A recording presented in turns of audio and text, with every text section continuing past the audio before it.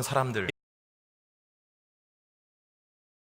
제일 받았던 사람들은 유대교의 핍박을 피해서 각 지방으로 흩어진 디아스포라 유대인 출신의 그리스도인들이었습니다. 이 디아스포라 유대인들은 예수님을 믿는 이유만으로 동족으로부터 모진 핍박을 받아야 했던 사람들이었어요.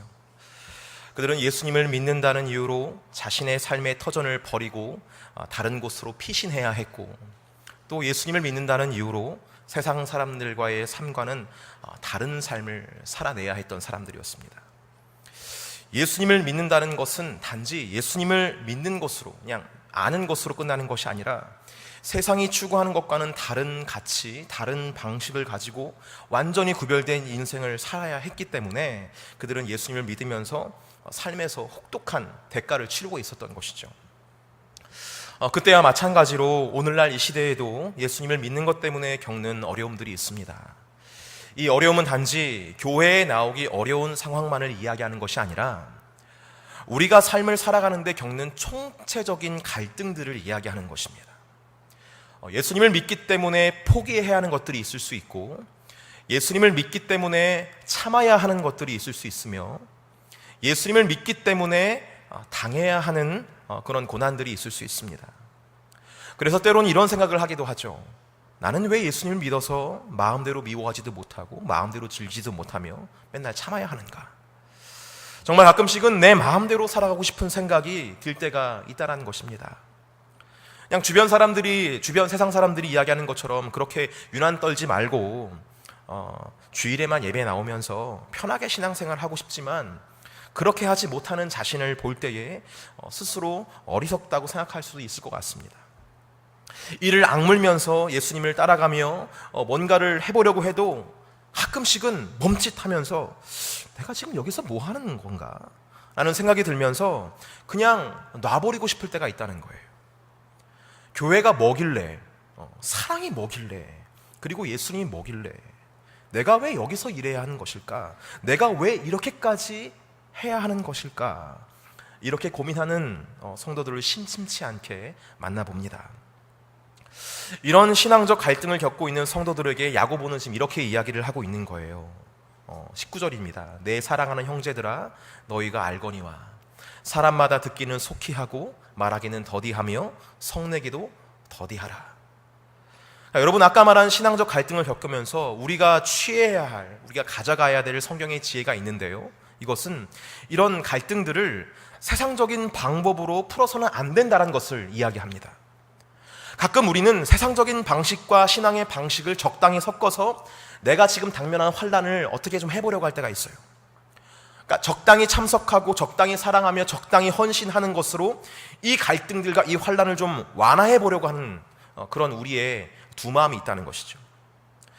이런 시도들은 많은 효과를 보는 것처럼 보입니다. 적당히 하니까 덜 힘든 거예요. 적당히 예수님 믿으니까 덜 힘든 거죠. 하지만 적당히 하는 것으로 인해서 잃어버리는 것들이 있는데, 그것은 그리스도인이 가져야 할 정체성과 능력을 상실해버린다는 것입니다. 교회가 능히 가져야 할 능력과 영향력이 있어요. 성도가 갖고 있어야 될 능력과 영향력이 있습니다. 그런데 세상 것들과 섞이게 되다 보니까 그 능력이 상실되어 버리는 그런 결과를 초래한다는 거예요. 여러분, 교회의 세속화, 성도의 세속화는 무서운 영적 질병입니다. 이런 세속화 때문에 세상을 향한 우리의 영향력과 우리가 간직해야 할, 우리가 누려야 할 능력을 상실해버리기 때문에 그래요. 그럼 이 갈등과 문제를 어떻게 풀어야 되는가? 그것은 먼저 오늘 야고보서 1장 19절에서 말하듯이 듣기는 속히 하고 말하기는 더디하며 성내기도 더디해야 한다는 것입니다. 듣기를 속히 한다는 것은 이런 걸 말합니다. 하나님의 말씀을 듣는 데에 빨라야 한다는 것을 이야기해요. 여러분, 하나님 말씀을 듣는 데에 빠르시기를 예수님의 이름으로 축복합니다. 하나님 말씀에 대해서 흡수력이 빨라야 돼요. 고난의 때에. 하나님 말씀을 듣는 데에 빠르기 위해서는 우리의 마음밭을 또 기경해야 됩니다. 우리의 마음밭이 옥토가 아니라면 하나님 말씀이 속히 들어올 수 없기 때문에 우리는 우리의 마음밭을 기경해야 돼요. 우리의 마음이 길가와 같이 강팍하다면 그 강팍함을 기경해야 됩니다. 우리 마음이 돌밭같이 잠깐 반짝하는 그런 신앙이라면 그 돌들도 치워내야 돼요. 그리고 우리 마음에 가시덤불과 같은 세상의 유혹들이 있고 욕심이 있다면 그 욕심 또한 처리를 해야 한다는 거예요. 여러분, 우리는 하나님 말씀이 속히 들어올 수 있는 말씀이 되어야 한다는 것을 기억하시기를 바랍니다. 하나님 말씀이 우리의 마음속에 속히 들어올 수 있도록 우리 각자의 마음을 기경하실 수 있기를 바랍니다. 그리고 이 신앙의 갈등을 해결하는 방법 중 또 하나는 더디 말하는 것이라고 말하고 있어요. 더디 말하는 것. 더디 말하는 것은 두 가지를 의미하는데요. 하나는 말을 많이 하지 않는 것을 말하고, 두 번째는 말하기 전에 많이 들으라는 의미가 담겨 있습니다. 삶에 고난이 있고 갈등이 있으면요, 우리는 방어적으로 내 입장만 상대방에게 주지시키려고 합니다. 그래서 말을 많이 하려고 해요. 말을 많이. 그런데 그렇게 내 말만 하면 결국 나아지는 것은 없는 것을 보게 돼요. 사실 내가 사정이 있는 것만큼 내 옆에 사람도 사정이 있고요, 내가 힘든 것만큼 내 옆 사람도 힘든 인생을 살기 때문에 내가 말을 아무리 많이 해봤자 상대방은 잘 듣지 못해요.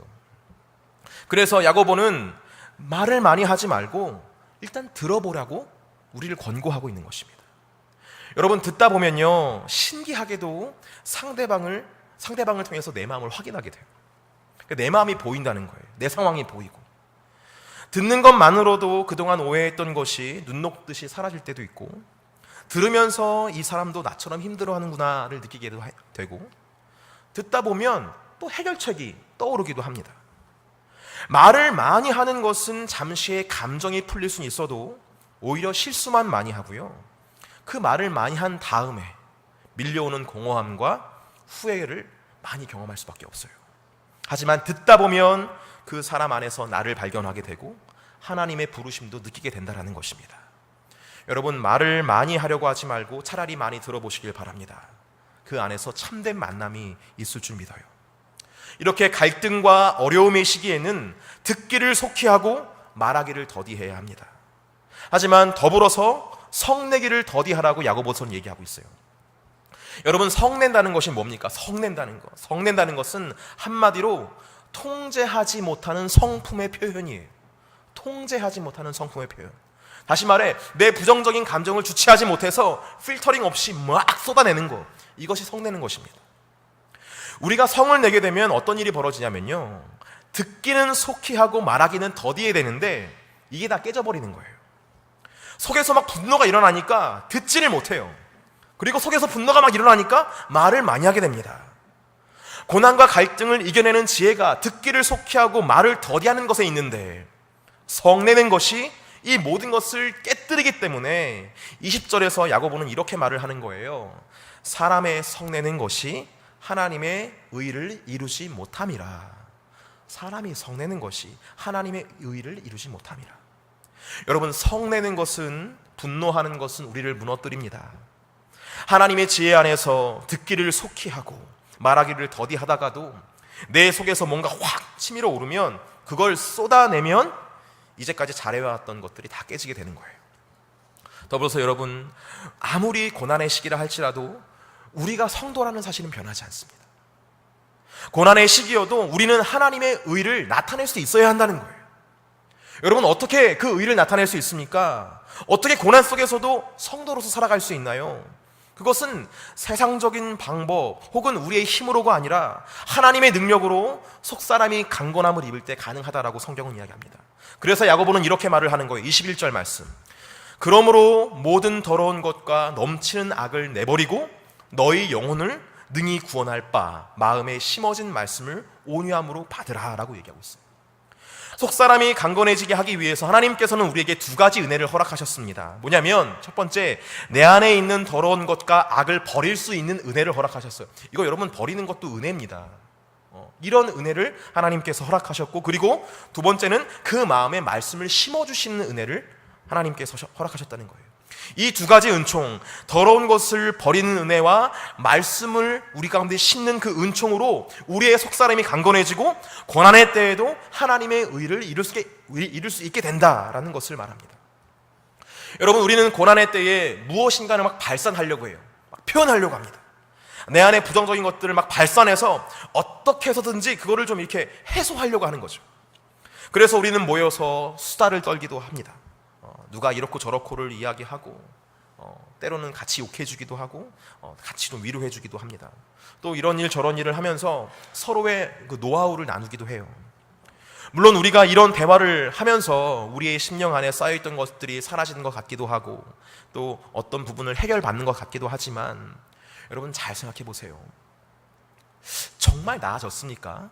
그렇게 해서 그렇게 수다를 떨고 막 얘기를 하고 남 얘기하고 우리 방식대로 막 그렇게 하면서 그 순간 기분만 풀어지진 않았나요? 더 본질적인 질문을 한번 제가 해볼게요. 그런 류의 대화를 통해서 예수님께서 여러분 가운데 임재하셨습니까? 그 충만한 기쁨 가운데 거하셨어요? 그 수다를 통해서? 우리에게 유일한 기쁨과 평안을 주는 것은 예수 그리스도밖에 없습니다. 할렐루야. 근데 그런 수다를 통해서 예수님이 임하셨냐는 거예요. 그걸 여쭤보는 거예요. 우리 안에 있는 부정적인 요소를 나로부터 떼어내는 것은 맞습니다. 맞지만 발산이라는 방법, 수다라는 방법을 통해서 내 안에 부정적인 것을 떼어낼 수는 없어요. 발산은 현명한 방법이 아닙니다. 우리는 발산하는 것이 아니라 우리 안에 있는 더러운 것을 버리는 방식을 취해야 돼요. 그럼 어떤 방식이 버리는 것입니까? 함께 따라 하시겠습니다. 그것은 내 안에 있는 죄에 대해서 고백하는 것입니다. 내 안에 있는 죄를 서로 고백하는 거예요. 내가 속한 공동체에서, 내가 속한 목장에서 나의 죄를 고백하는 거예요. 나의 상황과 입장을 이야기하는 것은 동일합니다. 내가 이런 상황에서 이런 생각을 가졌다는 것은 동일한 거예요. 그런데 여기서 지지해 주길 바라는 마음에서 이야기하는 것이 아니라 내가 이런 구체적인 상황 앞에서 항상 죄인이었다는 사실을 고백하는 거예요. 하나님 말씀에 비춰봤더니 내 안에 이런 더러운 것들이 있더라, 이런 죄악들이 있더라, 말씀대로 살기가 참 쉽지 않더라, 이것을 솔직하게 얘기하는 거예요. 근데 여러분, 이게 나에게만 있을까요? 그렇지 않아요. 우리 모두에게 있거든요. 그래서 우리는 그 한 사람의 이야기를 통해서 내 안에도 있는 죄악을 발견하게 됩니다. 그래서 그 다음 부분이 뭐예요? 함께 기도를 하게 되는 거예요. 주여, 우리가 주님을 이렇게 떠나 있습니다. 주여, 우리가 주님이 너무나 필요한 사람들입니다. 주여, 우리 가운데 함께 해주시옵소서. 우리가 주님께 돌아올 수 있도록 은혜를 허락해 주시옵소서. 우리가 일어설 수 있도록 도와주시옵소서. 이렇게 기도를 하면서 마치는 거예요. 이러면서 다시 예수님을 주님 안에 모이게 되고 다시 왕으로 주님을 모시게 되는 그런 회복과 회개의 자리가 돼야, 그런 모임이 돼야 거기에 회복과 치유와 어떤 부흥이 있다는 거 아니겠습니까? 그런데 이런 모임을 하려고 하면 예기치 못한 돌발 상황을 발생시키는 분들이 있죠. 얘기를 아직 못하는 분들도 있어요. 그러니까 이런 죄를 고백하는 부분에서 부담스러워 하시는 분들이 있습니다. 그런 분들 그냥 여러분, 그분들은 이렇게 스킵하세요. 넘어가시면 돼요. 이렇게 막 강요하시면 안 됩니다. 그냥 다음에 얘기하시길 바랍니다. 다음에 마음이 되시면 얘기하세요. 나중에 그러다 보면 얘기를 하게 돼 있거든요. 근데 이런 분들은 그나마 괜찮아요. 어떤 분들이 마음을 좀 어렵게 하냐면은 문제에 대해서, 상대방의 문제에 대해서 이렇게 반응하는 분들이 참 문제입니다. 이렇게 말하는 거죠. 아직도 그래? 여전히 그래? 집사님, 어떻게 그래? 집사잖아. 그렇게 아직도 어려? 이렇게 표현은 안 하죠. 이렇게 표현을 안 하는 그런 사람도 아무도 없는데, 그분의 이야기를 들어보면 골자가 그런 거예요. 그런 뉘앙스인 거예요. 아직도 그 문제로 힘들어하냐 이거예요. 여러분, 이런 반응들이 공동체의 그런 은혜의 분위기를 흐리는 것이고 하나님의 치유와 회복의 은혜를 방해하는 것임을 기억할 필요가 있어요. 상대방의 부족함이 보이면요, 말을 더디하시고 그를 위해서 기도하셔야 됩니다. 굳이 그런 거 표현하지 않아도 그걸 잘 알고 있어요. 그 사람은 그것 때문에 힘들어하고 있어요. 그걸 말하잖아요. 여러분들, 여러분이 힘든 사람이 됩니다. 성경은 이렇게 말하거든요. 요한 1서 1장 8절에서 10절 말씀 같이 좀 읽어보겠습니다. 읽겠습니다. 시작. 만일 우리가 죄가 없다고 말하면 스스로 속이고 또 진리가 우리 속에 있지 아니할 것이요, 만일 우리가 우리 죄를 자백하면 그는 밉보시고 의로우사 우리의 죄를 사하시며 우리를 모든 불의에서 깨끗하게 하실 것이요, 만일 우리가 범죄하지 아니하였다 하면 하나님을 거짓말하는 이로 만드는 것이니 또한 그의 말씀이 우리 속에 있지 아니한 것. 여러분, 이야기하는 것은, 내가 죄가 있다고 고백하는 것은 너무나 당연하다는 거예요. 오히려 죄가 없다라고 말하고 나는 괜찮다라고 말하는 그 자체가 문제라는 것입니다. 여러분, 이것은 단순히 고백만 하는 것이 아니에요. 다시 말해서 어떤 효과적인 심리 프로그램이 아닙니다. 이것은 성경이 우리에게 비춰준 놀라운 은총의 수단 중에 하나예요. 이 방법으로 우리는 내 안에 있는 더러움을 끄집어낼 수 있는 거예요. 얘기하면 하나님께서 사해 주시고, 얘기하면 사해 주시고, 오픈을 해야 씻어 주시는 거예요. 인간은 여러분, 죄를 짓게 되면 숨으려고 합니다. 태초에 아담과 하와가 선악과를 따먹은 후에 했던 일이 뭐예요? 나무 뒤에 숨었던 것처럼 인간은 죄를 지으면 그 수치감에 못 이겨서 숨어버립니다. 그것이 인간의 실존이에요. 그래서 예수님께서 이렇게 말씀하십니다. 악을 행하는 자마다 빛을 미워하여 빛으로 오지 아니하나니 이는 그 행위가 드러날까 함이요라고 말하고 있어요. 우리가 죄를 고백하지 않으면 우리는 어둠에 머물러 있을 수밖에 없다는 것을 이야기하는 거예요. 그래서 우리는 어둠 속에 숨어 있는 게 아니라 빛으로 나와서 내 어둠을 공개해야지 그 빛이 어둠을 죽이게 되어 있습니다. 그런데 이렇게 말할 수 있죠. 목사님, 하나님께만 오픈하면 되지 왜 내 옆에 있는 지체들에게까지 이야기를 해야 됩니까? 저는 그렇게 물어보시는 분들에게 이렇게 물어보고 싶어요. 여쭤보고 싶어요. 다시 물어보고 싶어요. 우리가 서로 사랑한다면서요. 서로 사랑하는데 감출 필요가 있습니까? 성경에서 말하는 사랑은 항상 하나님 사랑과 이웃 사랑이 동반돼요. 우리가 하나님을 사랑해서 나의 죄를 오픈했다면 왜 내 곁에 있는 지체를 향해서는 그 사랑하는 마음으로 죄를 오픈할 수 없습니까? 오픈하지 못하는 이유가 뭡니까? 그 지체를 믿지 못하니까. 다시 말해서 그 지체가 얘기하길 두려워하니까. 근데 여러분, 성경은 말하죠. 사랑이 없는 곳에 두려움이 있다. 사랑이 없는 곳에 두려움이 있기 마련이에요. 우리 목장에서 오픈하기 어렵다? 여러분, 죄송합니다. 하지만 사실이에요. 그 목장은 건강하지 못한 겁니다. 우리가 이것을 하나님께 고백도 하지만 사람들 앞에서 고백을 해야 돼요. 여러분, 잘 보세요. 1907년에 있었던 평양 대부흥 운동, 장대인 교회에서 있었던 그 부흥의 운동, 그 시작이 무엇이었습니까? 많은 사람들 앞에서 선교사님이 자신의 죄를 고백하고, 그 선교사님의 고백을 듣고 옆에 있었던 장로님이 일어나서 나도 죄를 졌다고 죄를 고백하는 것을 통해서 놀라운 회복과 부흥이 이 땅에 임했다는 거예요. 그 부흥 때문에 지금 우리가 여기 있는 거잖아요. 하나님께만이 아니라 사랑하는 지체에게도 나의 죄를 고백하게 되면 거기에서부터 놀라운 회복과 부흥이 임하게 된다는 사실을 우리 한국 교회의 부흥 역사를 통해서 확인하게 되는 것입니다. 그래서 야고보서 5장 16절에서 야고보는 이렇게 이야기를 하는 거예요. 함께 읽겠습니다. 같이 읽겠습니다. 시작. 그러므로 너희 죄를 서로 고백하며 병이 낫기를 위하여 서로 기도하라. 의인의 간구는 역사하는 힘이 큼이라. 우리가 죄를 서로 고백하는 것으로 내 안에 있는 죄가 더러운 것들이 처리가 된다면, 그렇게 의인으로서 다시 성화된다면 우리 목장에서 하는 기도와 간구에는 큰 역사가 임하게 되어 있다라고 하나님께서 말씀을 통해 약속하고 있는 겁니다. 제가 이것을 왜 길게 얘기하냐면, 이제 우리 목장 모임이 시작됩니다. 다음 주부터 시작되는데 2018년도 우리 개포교회 모든 목장에 이런 큰 은혜가 임했으면 좋겠습니다. 할렐루야. 그런데 이것은 우리가 함께 만들어가야 될 부분이에요. 이런 분위기를 만들고 그렇게 하다 보면 놀라운 은혜가 임하게 되어 있어요.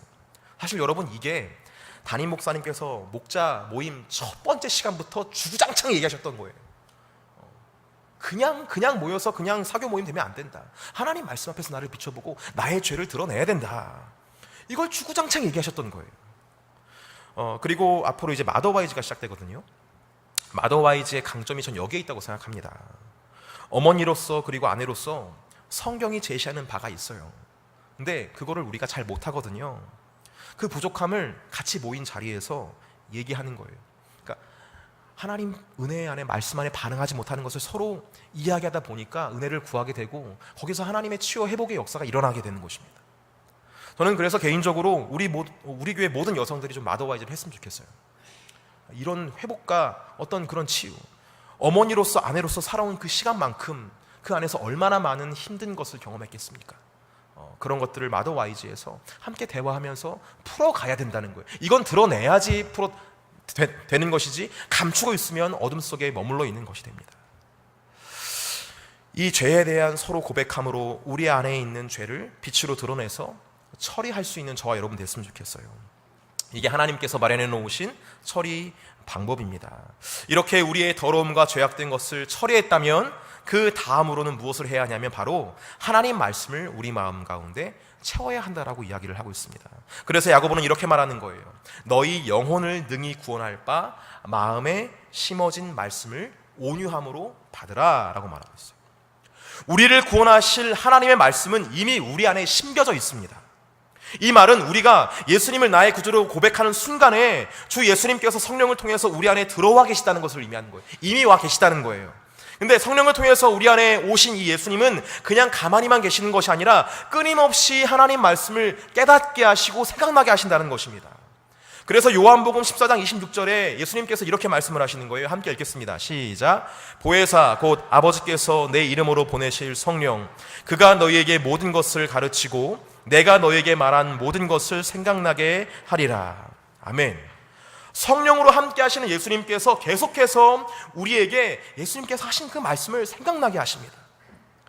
하지만 심겨진 말씀을 온유함으로 받아야 한다라고 야고보가 얘기하고 있어요. 그러니까 심겨진 말씀이 있고 그 말씀을 받아야 한다라고 얘기하고 있다는 거예요. 이게 무슨 말입니까? 우리에게 심겨진 말씀이면 되는 거 아니겠어요?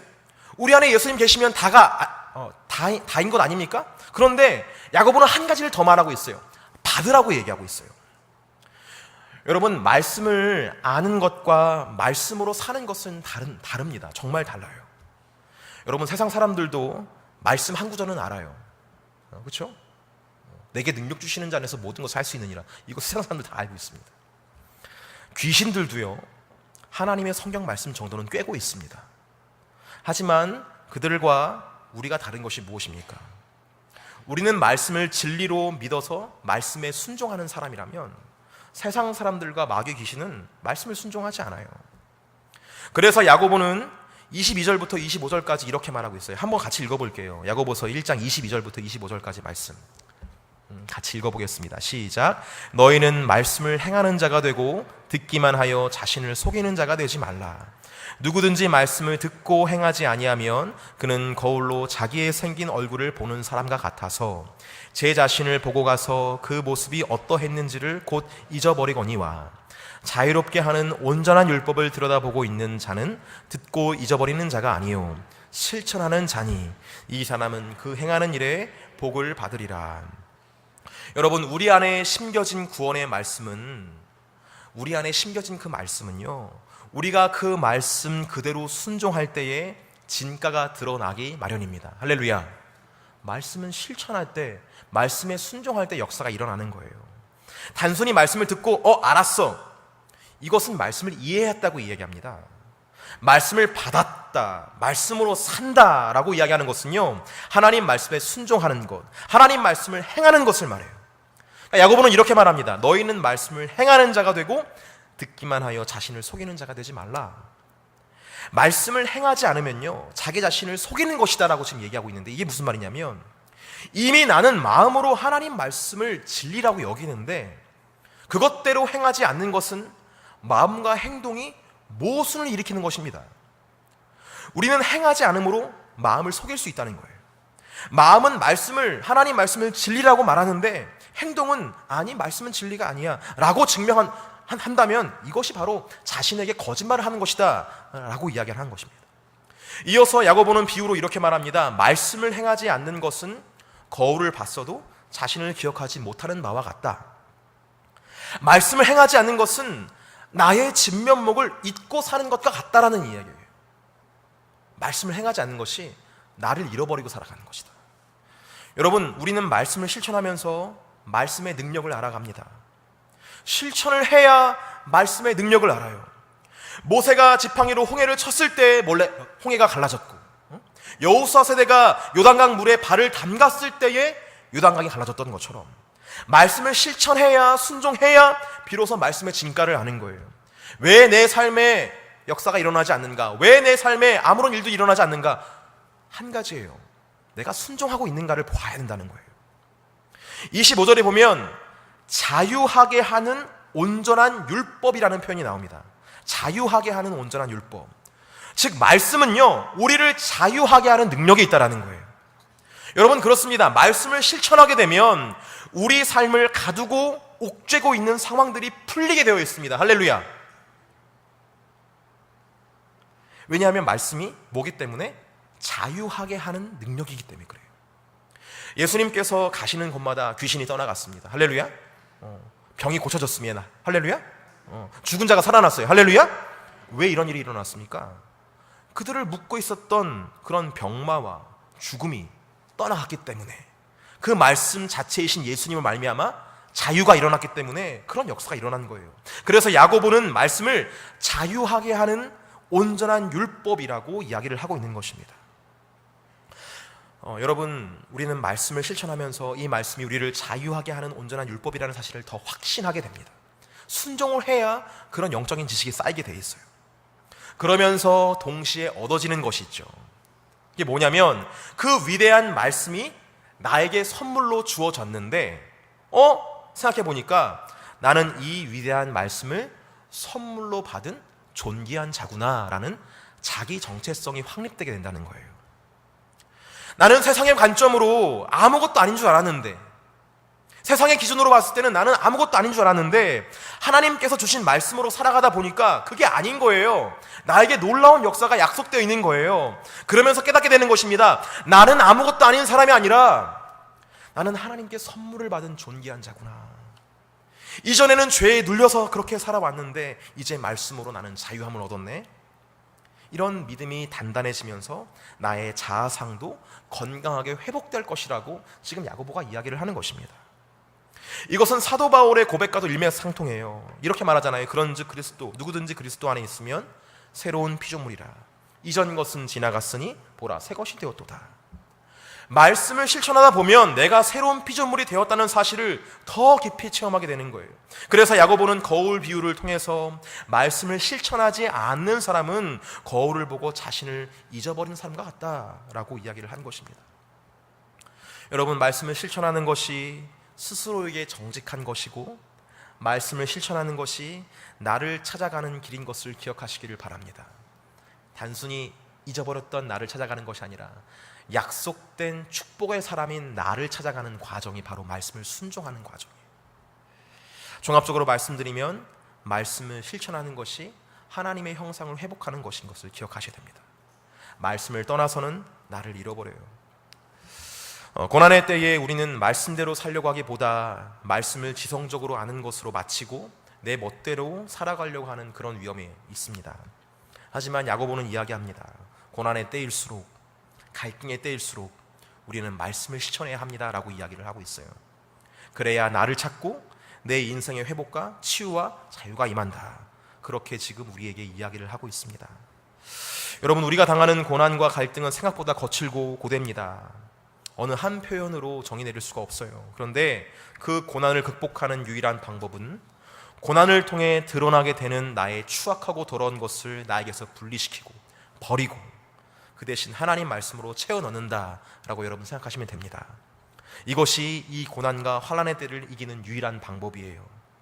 그런데 단순히 말씀을 채워 넣는 것이 아니라 그 말씀 가지고 살아가는 것까지를 이야기합니다. 마음에만 간직하고 머리에만 간직하는 것이 아니라 말씀으로 우리가 살아갈 때에, 그때에 비로소 우리의 삶에 말씀의 능력이 나타나게 되어 있어요.